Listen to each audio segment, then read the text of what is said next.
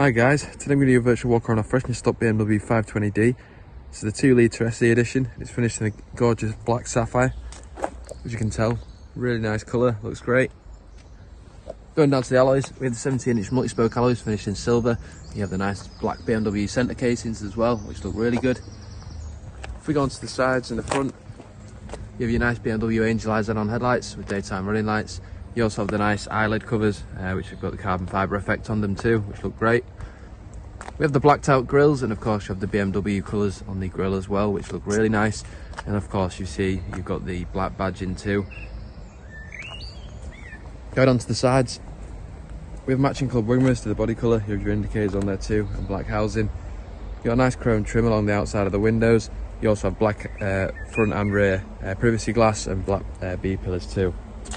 The door handles, you've got a nice bit of chrome on there, and then the rest of the handle is matching the body colour too.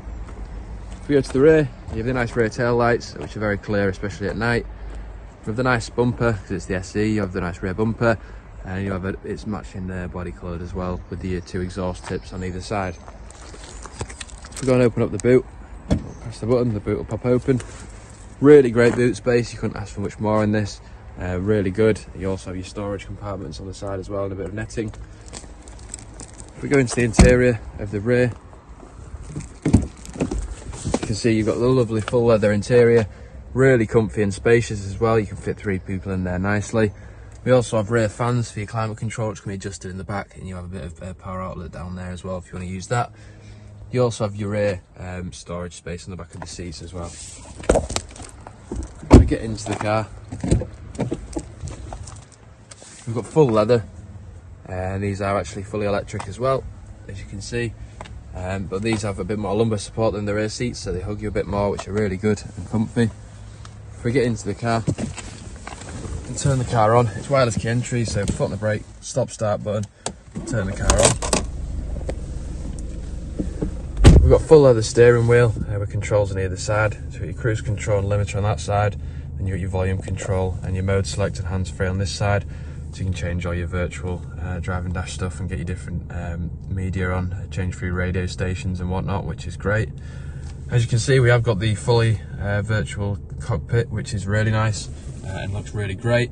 It does have a bit of a 3D effect, so you've got this sticks out and the rest of it are all screen, which is really nice.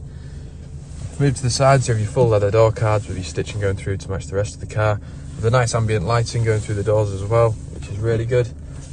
If we move to down here, we have fully electric automatic windows, the ability to lock the rear windows, and you have your electric wheel mirrors too, which is great. If we go over to the media display, controlled through this panel down here, which is really good, and also touchscreen if you want to use it like that. If we go onto the media display, you can see you've got DAB, FM and AM.